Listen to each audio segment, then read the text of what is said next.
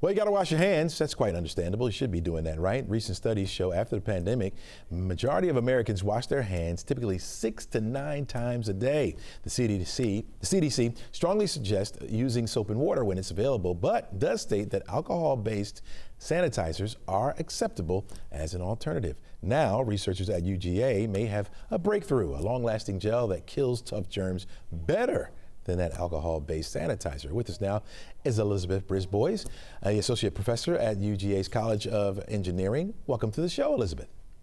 Hi, good morning. All right. First of all, what sparked your team to dive into this hand sanitizer thing?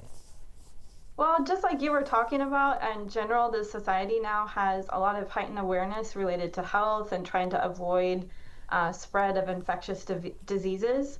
Also related to that, more specifically in the healthcare setting, there's a lot of emphasis right now on trying to reduce rates of hospital-acquired infections, reduce medical device-related infections, and also come up with new technologies that can help us fight this battle against antibiotic resistance. And so a lot of that awareness just kind of inspired us to try to think of new ways that we can use some of the technologies that we're developing in our lab to help avoid those infection-related issues. All right, in plain terms, how does the gel actually work? Yeah, so the hand sanitizer gel that we developed kind of has two major differences between the traditional ones that you might find on the market. The first difference is related to the technology that we developed. So our technology in the hand sanitizer uses a small molecule called nitric oxide. And this nitric oxide molecule is really important because it's actually a molecule that our body and our immune system produces to fight infections. And so what we wanted to do is take those really positive benefits that our body uses and incorporate that nitric oxide molecule into our hand sanitizer. Of course, our hand sanitizer also has several other ingredients that are commonly used in other traditional hand sanitizers. The main ones being ethanol, which is a really good agent to kill different bacteria and virus species.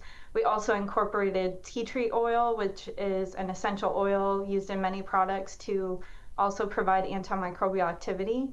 And then the last major ingredient was glycerin, because a lot of these alcohol-based ingredients can be very drying to the skin, and so the glycerin can be added to help avoid that drying side effect and provide moisture. Gotcha. Do you see this as a complement to traditional soap and water, or possibly a replacement to that? I think there's no replacement, no complete replacement for washing your hands, but I think the hand sanitizers are a great alternative because you can take them with you wherever you're going. They're readily available, so there's a lot of benefits from that perspective. You know, one of the criticisms of hand sanitizer was that you're not really wiping off the germs, just kind of, I guess wiping them around, that kind of thing. Have you heard that before? Yeah, I've heard of that, and I would say that's kind of one of the advantages of our hand sanitizer is that traditional hand sanitizers like the alcohols, they have this really short-term effect, so they'll kill the bacteria right when you apply that hand sanitizer. But the nitric oxide-based hand sanitizer that we developed has a longer-term effect, which is really exciting. So one of the experiments that we did is we applied hand sanitizer to skin, let it sit for 2 hours, and then tested how well it killed bacteria after that 2-hour period.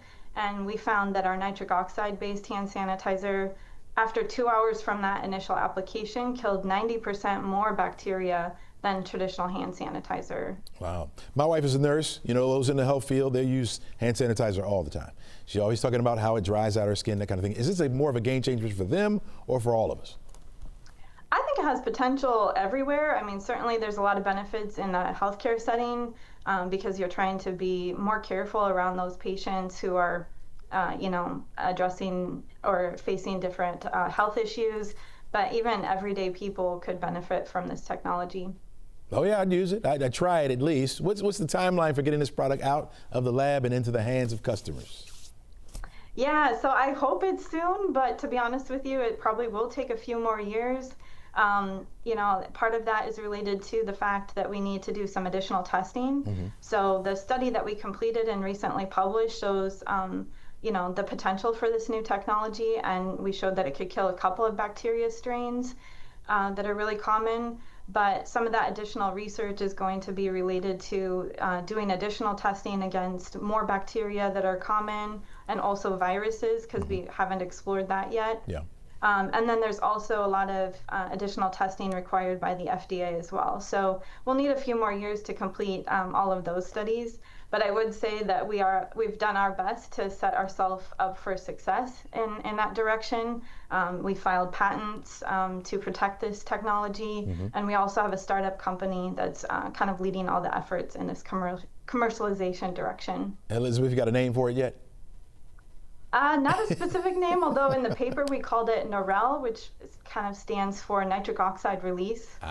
So that's kind of a name we commonly refer to it as so far. That may stick. That may stick. I like it a lot. Elizabeth Brisbo, thanks so much for joining us. Really appreciate your insight on this new development.